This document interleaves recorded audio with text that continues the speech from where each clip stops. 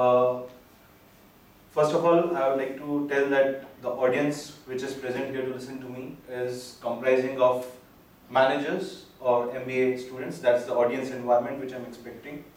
Uh, Today, we are going to talk about something which might interest you. So, let me start with a question. So, I will start with the sir over here. So, can you tell me what are the 5 organoleptic senses which a human being possesses? Can you tell me 5 organoleptic human senses? You know about human senses? 5 senses which humans possess. What are they? Human senses. Senses, yeah. So like eyes or Yeah, eyes, ears, yeah.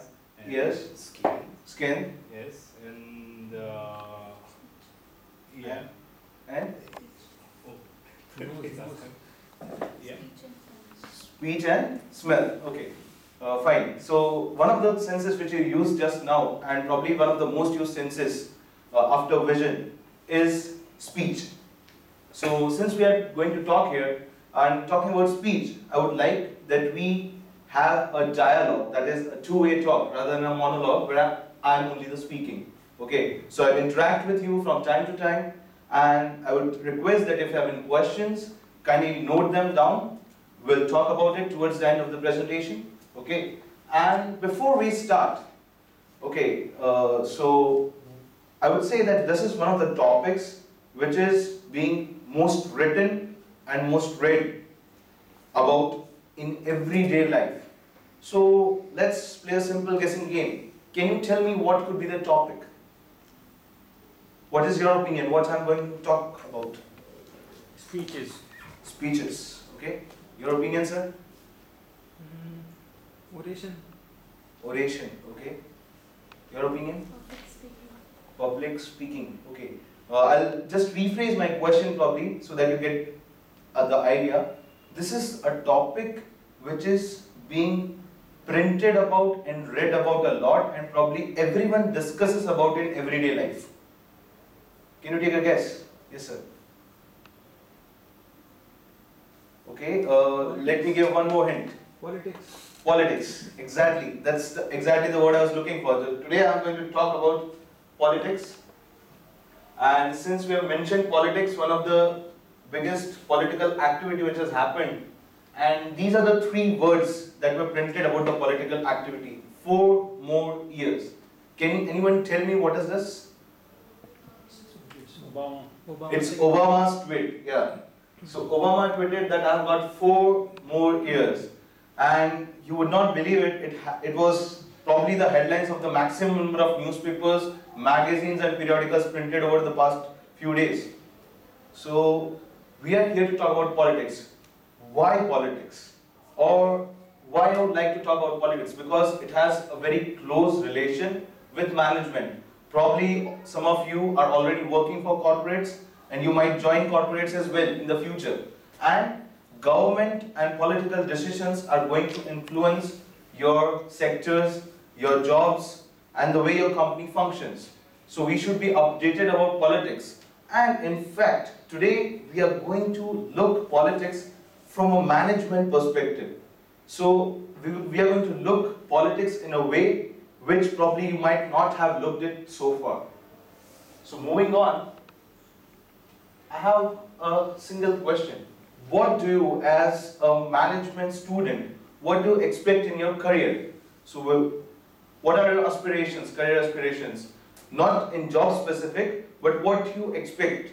So if you want to be an entrepreneur, what do you expect out of it?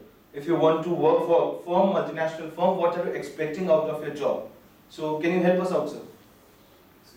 Can you help us out? What do you expect out of your career? Oh, okay, I don't know. Right. Okay, you don't know. Ma'am, you can suggest something? Satisfaction. Satisfaction, okay. Can you help us out something? For me, what would be the career? I just Yeah. want to be at such position wherein I can deliver whatever I have, and the thing is like it should not be mundane or anything. My job, it should be like Something meaningful? meaningful and Okay. energetic, because I have to stay in the office the entire day. So I want Okay. something interesting. Okay, okay. Can you help us out? What is your aspiration? I want to have a career from where I could make a change in my life. Okay, you can make a change in lives of people. Oh, so we have people who are thinking about a lot of social angles and all. So, my friend, would you like to say something? What are your aspirations? Uh, Whatever organization I work for, so I would like to bring about a change. I mean, shouldn't Okay. be like the inefficiencies which are there. Okay. They should be cut down, Okay. and the system should be much more efficient. And so this is the something a kind of change I would like to brought about. Okay, fine. So, interesting answers and something which I have not come across regularly. Some of the most common answers I have tried to bring about here. This is something which everyone expects, money. No one would like to work for free. I expect people do work for social services. That is another aspect of life. Second most preferred answer by people was fame. I want to be a big CEO of a big multinational. I want to be heard of. I want to be talked about by people. I want people to aspire when they look at me. That is one of the most common answers we have found. Moving on, something which most of the people here would identify with, social benefits. So this is the third most expected thing in the career which we have found. That people would like to have social benefits, may it be like helping people, may it be like giving meaning to their job, doing meaningful. If I'm working for even a multinational firm, I would like it makes difference in the lives of its consumers.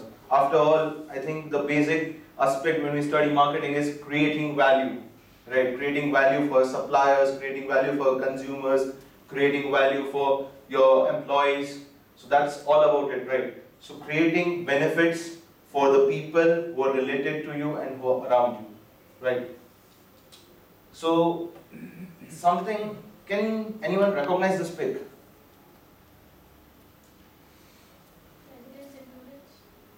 President, yes, exactly. So, this is the cavalry of the president.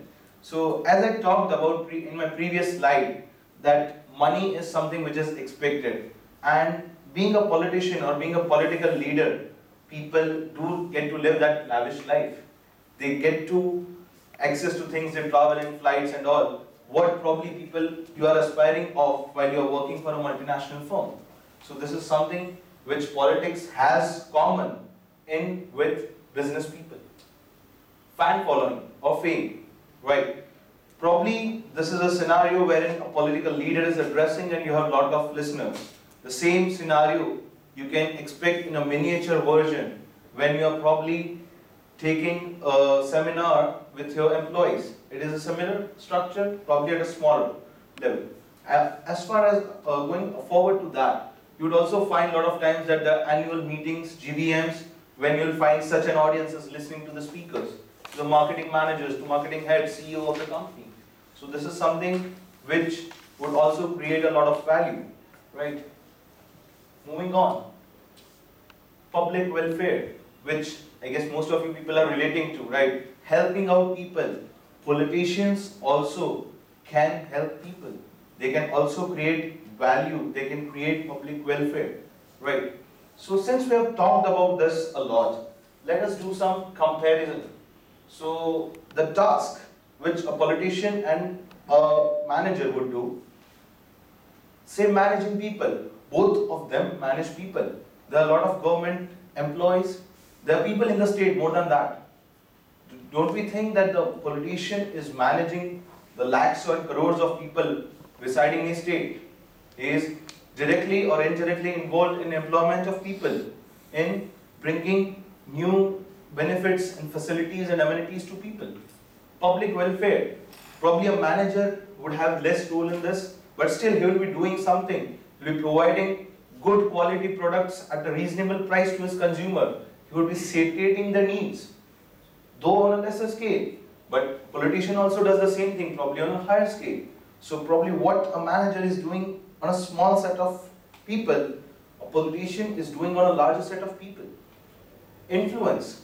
As a manager, you would have your own team, you would have your own subordinates whom you might be influencing, whom you might be inspiring, whom you might be motivating to move towards a better career. And a leader also does the same.